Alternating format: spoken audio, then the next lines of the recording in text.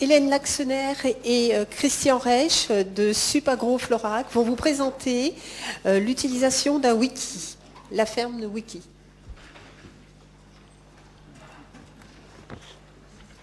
Merci. On se présente peut-être juste rapidement. Donc on va commencer par se présenter rapidement. Donc c'est moi, Hélène Laxener, et lui c'est Christian Reich.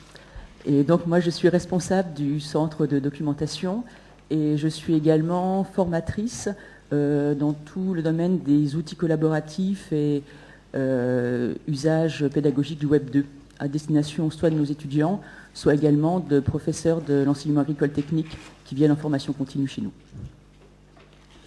Bonjour, Christian Reich. Donc moi je viens plutôt des métiers de l'informatique, formateur à Supagro-Florac bien sûr, et responsable d'un service qui s'appelle le centre de ressources et qui regroupe en fait les personnes qui travaillent autour de la documentation, de l'audiovisuel et de l'informatique.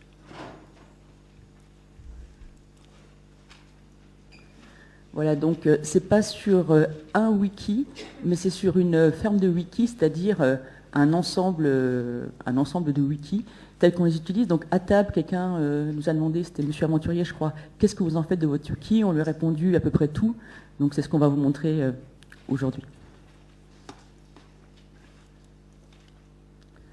Donc déjà un petit rappel rapide sur c'est quoi un wiki. En fait, un wiki c'est juste un site web et qui a la particularité que quand on veut modifier les pages, on ne passe pas par une interface spécifique, comme sur un blog où il faut s'identifier et on passe sur une interface qui ne ressemble pas du tout. En fait, on travaille directement sur l'interface telle que les gens la voient. Donc ça, c'est cdrflorac.fr, c'est ce qui nous sert d'intranet. Donc voilà ce qu'on voit quand on y va. On fait un double clic sur la page et on l'édite. C'est comme Wikipédia. Et quand je dis qu'on fait un double clic sur la page, c'est tout le monde qui fait un double clic sur la page peut le faire. Il n'y a pas besoin d'avoir de droits spéciaux, ni d'être à Florac, ni rien. Vous venez sur notre site, vous voyez une faute d'orthographe, ne vous gênez pas, corrigez-la avec un double clic. Alors pour quels usages? Le wiki a trois utilisations principales.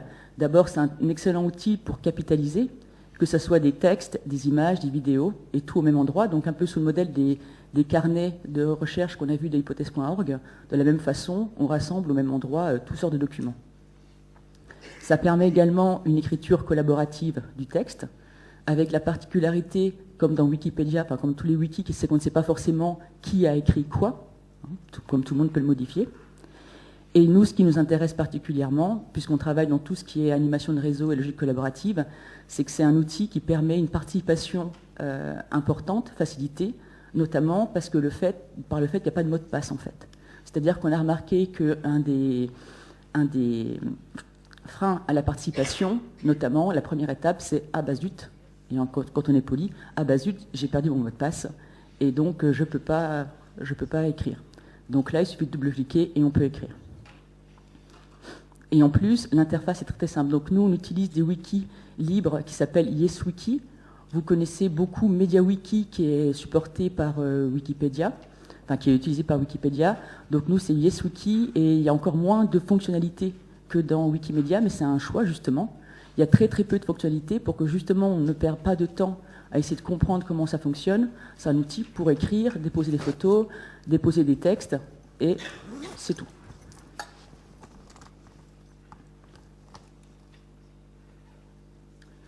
Donc en pratique.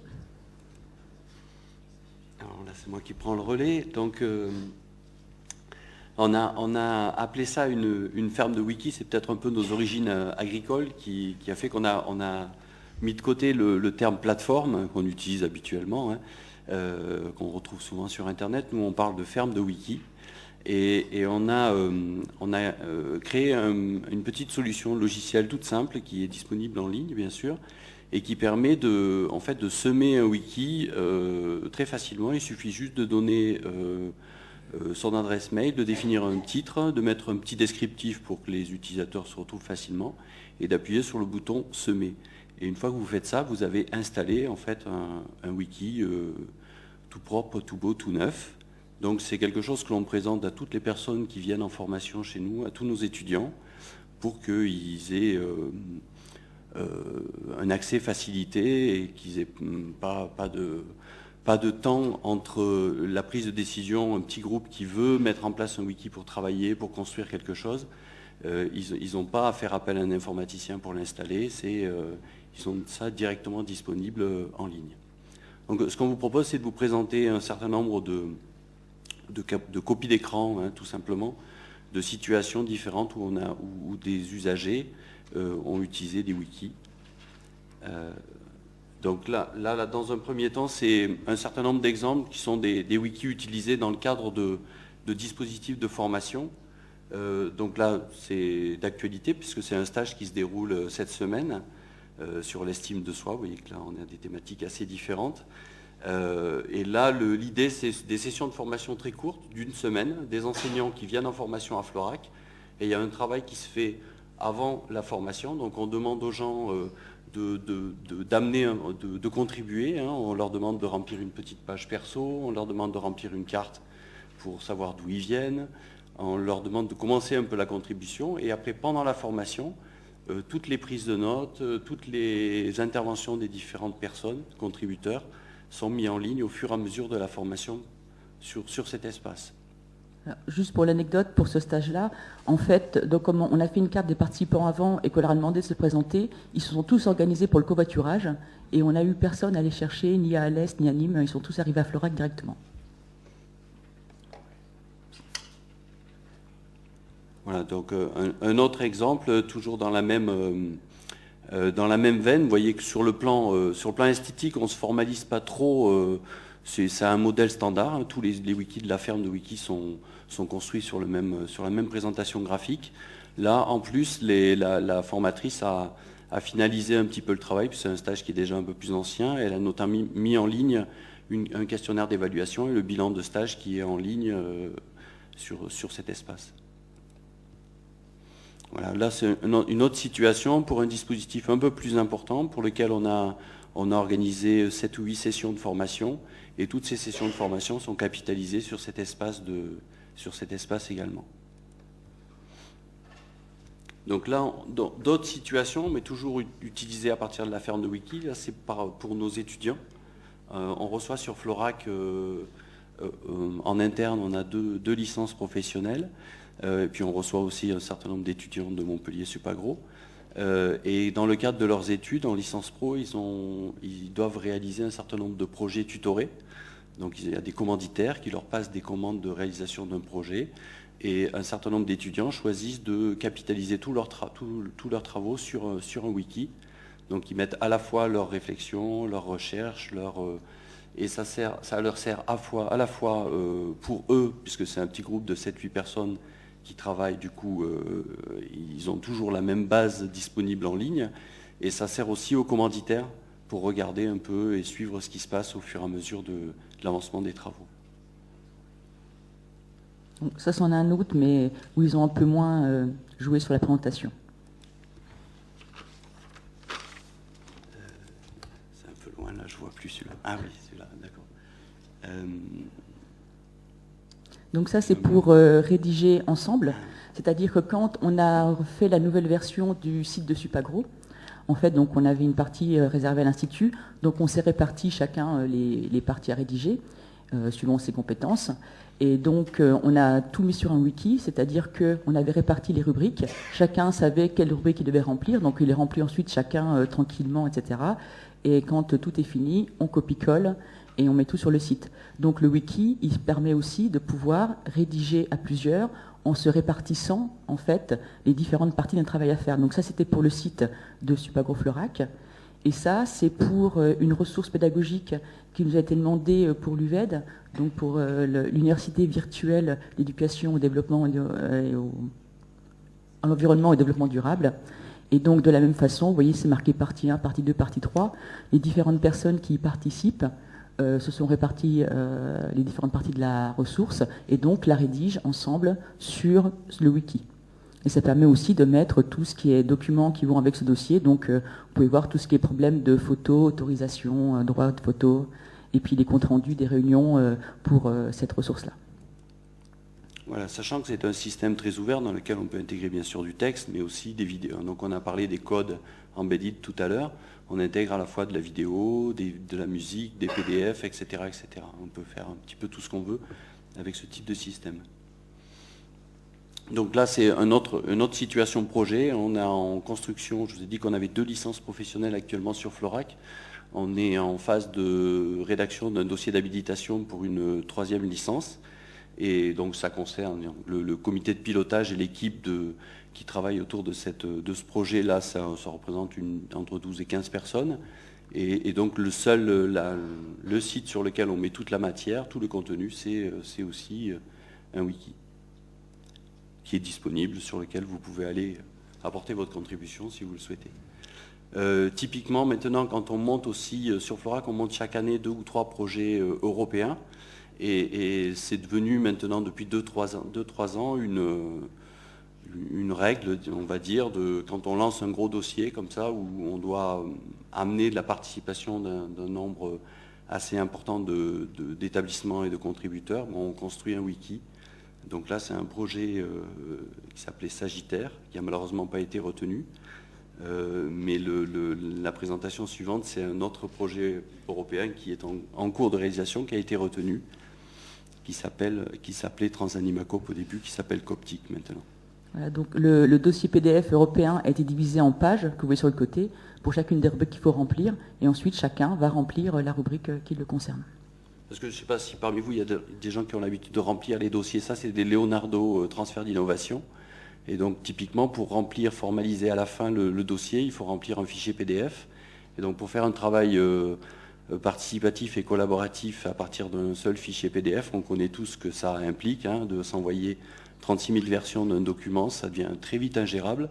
Donc, dès le début de ce projet, nous, on a défini la source, c'est un espace wiki. Toutes les personnes qui le souhaitent peuvent contribuer. On s'était donné l'autorisation de corriger, compléter, amender dès qu'on repérait quelque chose qui ne nous semblait pas pertinent. La seule règle qu'on s'était fixée dès le début du projet, c'est que si vraiment il y avait des modifications, des corrections qui devaient mettre en cause des choses importantes dans le projet, on devait, dans ces cas-là, provoquer soit une réunion téléphonique ou en tout cas s'organiser pour en parler oralement. Mais sinon, toute la matière première du projet a été mise en ligne directement sur ce site. Alors, un wiki, ça peut être joli aussi. Voilà, alors c'est vrai que les présentations jusqu'à présent, c'est pas très beau.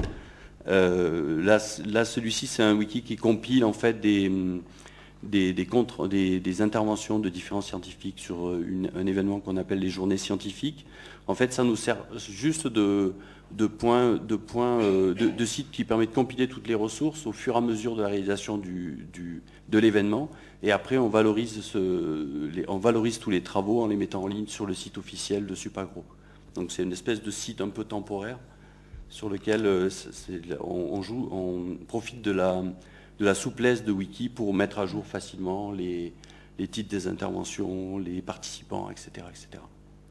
Et donc, au niveau de notre politique, en fait, c'est-à-dire que quand on commence un wiki, un certain nombre de wikis, vous avez compris, ne sert que pour un projet ou un stage, donc ont une durée de vie assez courte, c'est des sites web jetables, en fait, beaucoup. Donc, on ne s'embête pas à faire des jolies mises en page. Et à partir du moment où il y a une certaine vie et une certaine durabilité sur le wiki, là, on commence à faire des mises en page beaucoup plus jolies. Donc ça, c'est un tout moche parce que ça ne dure pas longtemps. Voilà, donc en voici un autre. Alors là, c'est des rencontres que l'on participe, des rencontres auxquelles nous sommes associés en tant que co-organisateurs, qui vont avoir lieu bientôt. Vous voyez la date affichée sur l'écran. Et le site, c'est également un wiki qui utilise la même base, mais simplement l'habillage graphique est un petit peu plus joli.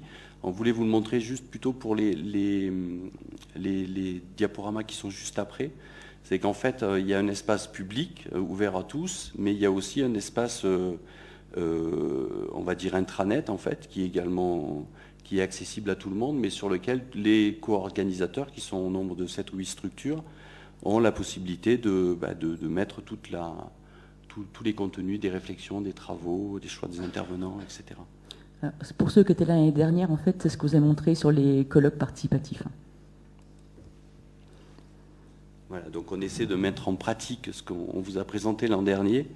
Donc là, c'est une copie d'écran de la sous-commission programmation dans laquelle vous avez toutes les informations au fur et à mesure, que ce soit les calendriers, les prises de notes, les comptes rendus de réunion, les listes de participants, etc., etc., etc.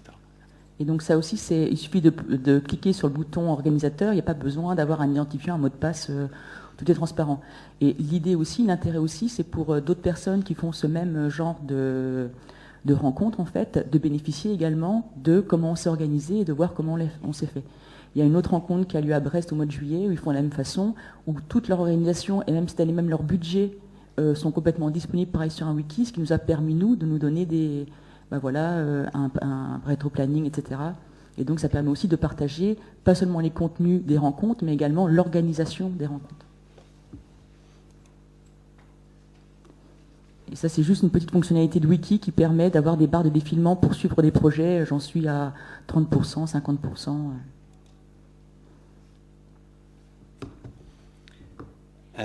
Donc là, c'est un autre exemple. On applique le même principe toujours pour les colloques que nous organisons sur Florac.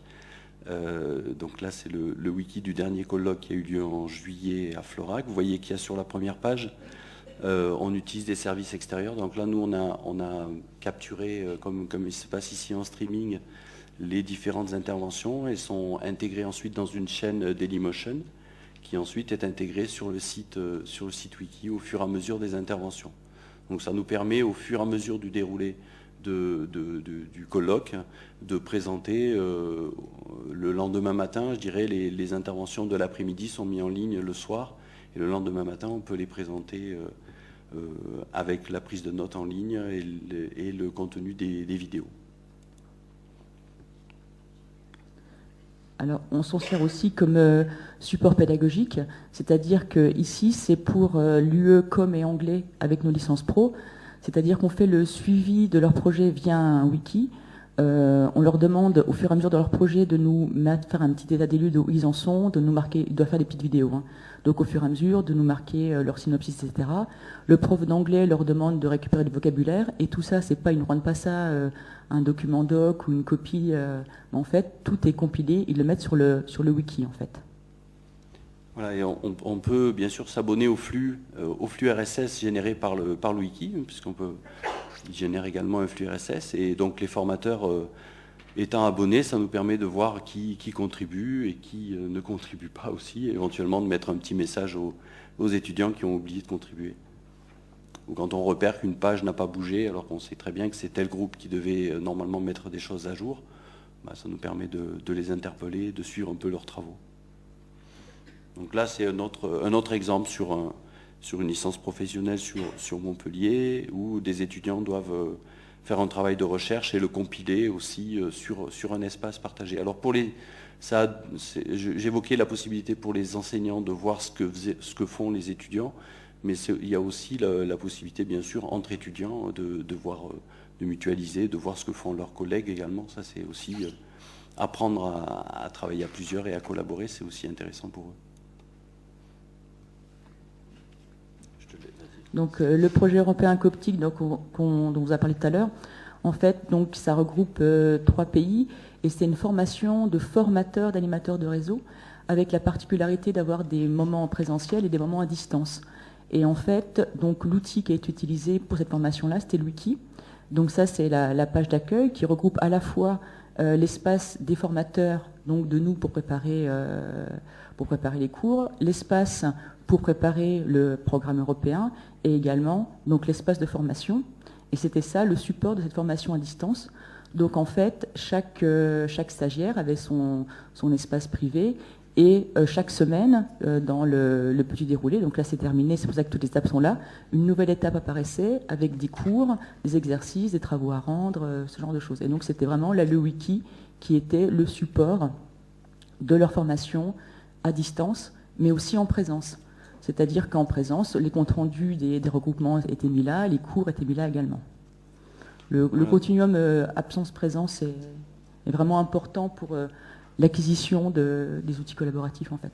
Si c'est un outil qu'on n'utilise jamais quand on est en présence et puis dès qu'on est à distance on dit maintenant utilisez-le, ça ne marche pas très bien. Donc juste pour compléter, sur ce programme européen, en fait, comme beaucoup d'établissements, on dispose d'une plateforme de FOAD, hein, en l'occurrence nous on utilise Moodle, mais là en l'occurrence, même si c'est un dispositif de formation ouverte et à distance, on a choisi d'utiliser les wikis principalement pour la souplesse de fonctionnement et la prise en main beaucoup plus simple pour les apprenants en tout cas. Par contre, ça a des inconvénients, comme par exemple, on ne peut pas avoir une traçabilité comme on peut l'avoir avec des plateformes de FOAD. Mais là, en l'occurrence, pour nous, ce n'était pas le plus important. En plus, l'idée, c'était de former des formateurs et donc qu'ils expérimentent des outils qu'ils pourraient, eux, mettre en place. Un wiki, ils peuvent le mettre en place. Moodle à installer et à mettre en place, c'est aussi plus compliqué. Voilà, ça, on nous a... Donc notre ferme de wiki est aussi ouverte à ceux qui nous le demandent. Donc c'est la même chose pour un BTS d'un lycée agricole où en fait pour l'individualisation en fait tous les devoirs etc. se font via le wiki. Voilà. Après un autre type d'usage c'est des réseaux. Donc un groupe de personnes qui travaillent sur différentes thématiques. On va peut-être un peu accélérer, mais là c'est le réseau Messicole.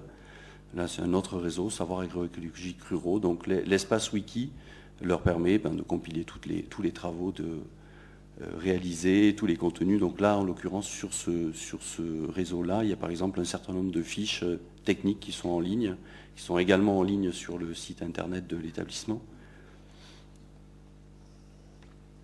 Donc on s'applique à nous-mêmes ce qu'on prône. Donc tout notre intranet est aussi sur le wiki. Les ordres du jour des réunions de service sont faits sur le wiki, c'est-à-dire que tout le monde contribue. Et de la même façon, les comptes rendus sont mis tout de suite sur ce wiki-là. Bon, de la même façon, un certain nombre de documents partagés par tout le monde et de modes d'emploi sont aussi sur ce wiki. C'est également la veille qui est proposée par Supagro, enfin par notre service. Et puis également, on l'utilise pour faire un tableau de bord de nos différents projets, en fait. Et pareil, en utilisant cette petite barre de progression pour voir où on en est de nos projets. Donc ça, c'est le dernier point, là, le tableau de bord, c'est quelque chose qu'on a mis en place il y a 2-3 ans. L'idée, c'est on cherchait une solution informatique pour faire la gestion de projet. Et en fait, toutes les solutions qu'on a pu tester, à chaque fois, les utilisateurs, ça bloquait au niveau des utilisateurs parce qu'ils n'avaient pas envie de découvrir et d'apprendre un nouvel outil. Et donc là, on fait une chose toute simple, c'est de créer une page par groupe, par projet. Et on demande simplement aux gens de remplir un petit descriptif pour mutualiser. Ils travaillent sur telle thématique, l'intitulé et les actions qu'ils mènent au fur et à mesure du déroulé de ce projet. Et l'ensemble des fiches projets sont mutualisées sur un tableau de bord pour chaque service. Donc il y a le tableau de bord CDR pour centre de ressources et les autres services font la même chose également. Voilà, donc l'intérêt de l'utilisation des wikis, donc nous, c'est particulièrement accroître la participation, notamment donc, par le fait qu'il n'y ait pas de mot de passe, qu'il suffit juste de double-cliquer, qu'il n'y a pas besoin vraiment de formation pour apprendre à utiliser. On double-clique, on écrit, on presse sur sauver et ça y est, on a écrit dedans. Et puis aussi, pour accroître la participation, c'est ce que je vous disais tout à l'heure, en fait, on se rend compte que si on inscrit une action dans le temps et un groupe dans le temps, en fait... On s'est mis d'accord sur un signe secret, mais c'était pas le bon signe secret. Et donc l'inscription dans le temps pour qu'un groupe travaille ensemble, et le fait de pouvoir que le stage ne se déroule pas juste lors du stage, mais qu'il y a un avant, un pendant et un après, comme pour les colloques, ça permet de faciliter vraiment la participation. Si un groupe sait qu'il a du chemin à faire ensemble, il y a beaucoup plus de participation. Ça nous permet également d'accroître la responsabilisation et puis l'éducation à la responsabilisation, puisque on se retrouve avec des outils, tout le monde peut le modifier, tout le monde peut, il y a différents groupes d'étudiants, ils peuvent aller supprimer le travail des autres. Donc ça permet également d'accroître la responsabilisation. Bon, après, il y a on a les parades dont je vous parlerai pour justement éviter quand même qu'on puisse trop vandaliser. Ça permet une collaboration asynchrone et à distance. On peut travailler sur un même projet à des moments différents, à distance différents, on travaille toujours sur le même document. Ça permet d'individualiser la formation, c'est-à-dire qu'on peut suivre ce que fait chaque groupe et puis ensuite intervenir pour les groupes qui ont des difficultés en laissant ceux qui n'ont pas de problème continuer. Et ça permet aussi, son utilisation parmi les étudiants, à apprendre à collaborer. Mais ce qui est important, c'est qu'on n'apprend pas à collaborer qu'avec Wiki, en fait. Ce qui est important, c'est de comprendre, ce qu'on essaie de faire passer à nos étudiants, c'est qu'il y a beaucoup d'outils et que chaque outil correspond à un usage différent. Et qu'ils apprennent à la fin à jongler et qu'à la fin de l'année, ils sachent, tiens, pour commencer notre projet tutoré, on va commencer par un Etherpad, donc pouvoir écrire ensemble. Et puis ensuite, on se rend compte qu'au niveau de la mise en page, c'est pas terrible. Donc, et comme c'est un projet qu'on a à rendre ou un dossier, on fait un copier-coller, on bascule dans Google Doc, par exemple, qui va permettre de pouvoir faire une mise en page. Et puis ensuite, voilà, au fur et à mesure, ils évaluent en fonction de leurs besoins. Et c'est ça qui est vraiment important, en fait. On leur dit pas prenez Wiki pour tout faire, parce que Wiki, pour les trucs, ça marche pas bien du tout. Pour certaines choses, la Dropbox, c'est vachement mieux, Etherpad, c'est très bien. Et donc, leur donner tout ce panel d'outils pour qu'ils sachent lequel prendre dans quel cas. Donc le wiki permet également de bénéficier de l'intelligence collective. Et puis aussi quelque chose qui est intéressant, et pareil j'avais tilté sur les carnets de recherche en fait, ce que ça rend visible le travail en cours. C'est-à-dire que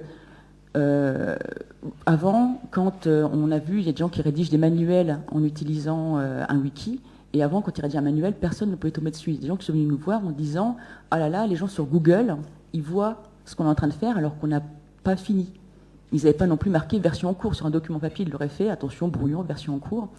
Et donc, ça permet également donc, de voir, et nous aussi, c'est intéressant par rapport aux étudiants, justement, de voir comment ils progressent, parce qu'on peut avoir un historique, et de voir comment ils progressent, et qu'on n'ait pas seulement le travail finalisé, mais qu'on ait tout le chemin, une partie du chemin qui a été fait avant. Alors, la sécurité, j'en parlais. Donc, très souvent, en fait, quand on parle de ça, la première réaction qu'on nous dit, c'est « bah oui, mais tout le monde peut tout supprimer, c'est horrible ». En fait, nous, notre objectif, c'est vraiment de faciliter la participation. Donc, notre politique, c'est on ouvre a priori, donc c'est-à-dire qu'il n'y a pas de sécurité, il n'y a pas de mot de passe, on ne se pose pas ce genre de questions. Et puis, s'il y a un problème, eh ben, on le règle, mais a posteriori, en fait. Et donc, simplement, on peut suivre ce que disait Christian, on peut suivre les modifications par flux RSS. Donc, si on est sur un site web sensible, on fait très attention à ça. Et puis, très simplement, on peut récupérer la version archivée. Hop. Donc, les petites recettes pour que ça fonctionne, il faut déjà avoir au préalable une communauté souhaitant collaborer. On ne peut pas créer un wiki en disant « et maintenant collaborer ». Il faut déjà qu'il y ait des gens qui ont envie de collaborer et que la communauté existe. Il faut mettre en place les conditions pour qu'elles collaborent. Donc, si on leur laisse aucune décision, ils ne décident pas de l'ordre du jour, pas de l'ordre des réunions, ils décident de rien, et tout d'un coup on leur dit « tu vas me rédiger le chapitre 8 », ben, ça ne marche pas non plus. Il faut utiliser le wiki quand on est ensemble et quand on est à distance. C'est pas non plus dépatouille-toi quand tu es dans ton bureau et sinon on ne l'utilise jamais. On peut prévoir un cadre pour débuter, c'est-à-dire déjà mettre certaines rubriques en place pour aider. Anticiper. Oui, prévoir un cadre pour débuter, mais pas faire quelque chose de complet non plus. Parce que pour amener la participation, il faut aussi que les gens aient le sentiment qu'ils peuvent contribuer et que tout n'est pas déjà fini, quoi. Voilà. Et donc les choses à anticiper, ça va modifier les rapports de pouvoir. C'est-à-dire que là, tout le monde peut écrire, tout le monde peut modifier mon texte. Et c'est quelque chose qui n'est pas forcément évident, donc vraiment l'anticiper. Hein. Il peut y avoir beaucoup de blocages. Donc commencer des wikis sur des choses qui n'ont pas d'enjeu. Prévoir des moments défouloirs, parce que la première chose que tout le monde fait, étudiants, profs, etc., c'est de marquer des conneries dessus, et de marquer des bêtises, d'aller d'effacer les pages de voisins. Donc prévoyez des moments au début comme ça, c'est bon, vous pouvez faire, et puis après ça passe, au bout d'un moment ça passe, mais il faut le prévoir, il ne faut pas que d'entrée de jeu, il faut être super sérieux, et puis prévoir très en amont les problèmes de droit de propriété, parce qu'une fois que vous avez collecté toute votre intelligence collective, et vous dites en fait c'est super, on va faire un bouquin, et bien on n'a pas le droit sur les images, on n'a pas le droit sur les textes, et là on est marron. Donc une petite astuce par exemple pour le côté des fouloirs, c'est de créer des pages perso pour chaque participant. Et en général, ça ne rate jamais avec les étudiants. Ils vont toujours mettre des bêtises dans les pages de leurs copains, mais ils se lâchent un peu sur leur page perso. Et puis une fois qu'ils ont fait ça, on peut passer à des pages de travail collectif, quoi. Voilà, donc en résumé, Wiki, ça marche pour écrire ensemble de manière asynchrone. C'est-à-dire que si vous voulez tous écrire en même temps, il ne faut pas prendre Wiki. Ou bien en vous répartissant les pages. Et ça marche très bien pour capitaliser des ressources numériques diverses.